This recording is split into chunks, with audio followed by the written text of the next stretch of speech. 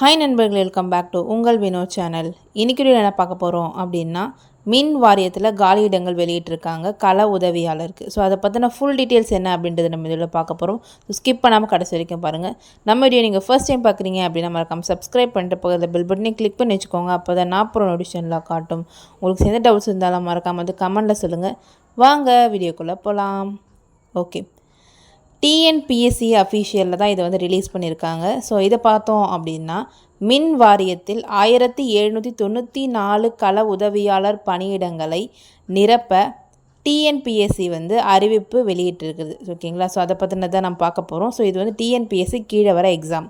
ஓகேங்களா? ஸோ இதில் பார்த்தீங்கன்னா, ஒருங்கிணைந்த தொழில்நுட்ப பணிகள் தேர்வு அப்படின்னு சொல்லி இந்த அறிவிப்பு வந்து வெளியிட்டிருக்காங்க. ஸோ இதுக்கான டீட்டெயில்ஸ் என்னென்ன அப்படின்னா, சென்னை தமிழ்நாடு மின் வாரியத்தில் கள உதவியாளர் வேலைக்கு 1794 காலி இடங்களில் போட்டித் தேர்வு அறிவிக்கப்பட்டுள்ளது. 1794 வேக்கன்சி வந்து ரிலீஸ் பண்ணியிருக்காங்க. ஆகஸ்ட் 2 வரைக்கும் இதோட லாஸ்ட் டேட் அப்படின்றது சொல்லியிருக்காங்க. ஸோ டிஎன்பிஎஸ்சி எனப்படும் தமிழ்நாடு அரசு தேர்வாணையமில் வந்து இதை எக்ஸாம் வைக்கிறாங்க. தமிழ்நாடு மின் பகிர்மான கழகத்தில் கள உதவியாளர் அப்படின்னு சொல்லி இது வந்து 11ஆம் அறிவிக்கை வந்து 3 வந்து ரிலீஸ் பண்ணியிருக்காங்க. அதாவது இது நோட்டிஃபிகேஷன் வந்து 3 வந்திருக்கு. இந்த அப்ளிகேஷன் முடிகிற டேட் பார்த்தீங்கன்னா 2/10/2025 சொல்லியிருக்காங்க. அதே மாதிரி இந்த அப்ளிகேஷன் எடிட் பண்ணணும் அப்படின்னா அக்டோபர் 8 வரைக்கும் பண்ணலாம். யூபிஐ மூலமாக நீங்கள் வந்து பேமெண்ட் பண்ணலாம். இதோட சம்பளத்தை பொறுத்த வரைக்கும் 18,800 59,900 ரூபாய் வரைக்கும் இது வந்து சொல்லியிருக்காங்க.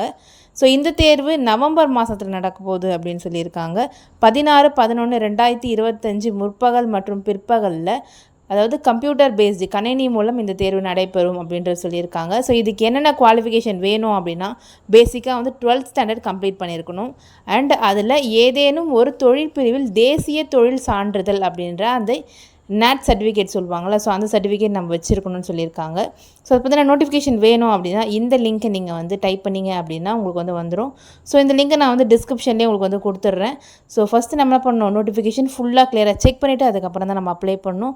ஸோ இப்படி தான் இருக்கும் நோட்டிஃபிகேஷன், ஒருங்கிணைந்த தொழில்நுட்ப பணிகள் தேர்வு அப்படின்னு சொல்லி. ஸோ செக் பண்ணிக்கோங்க. எக்ஸாம் அப்ளை பண்ணுற வீடியோ வேணும் அப்படின்னா மறக்காமல் வந்து கமெண்ட் பண்ணுங்கள், உங்களுக்காக நான் போடுறேன்.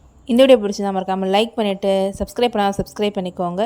உங்கள் ஃப்ரெண்ட்ஸ் அண்ட் ஃபேமிலிஸ்க்கும் இந்த வீடியோ யூஸ்ஃபுல்லாக இருக்கணும் அப்படின்னா மறக்காமல் ஷேர் பண்ணி விடுங்க. நெக்ஸ்ட் வீடியோ சந்திக்கிறேன். அண்டில் தென் பாய் ஃப்ரம் உங்கள் வினோ. டேட்டா.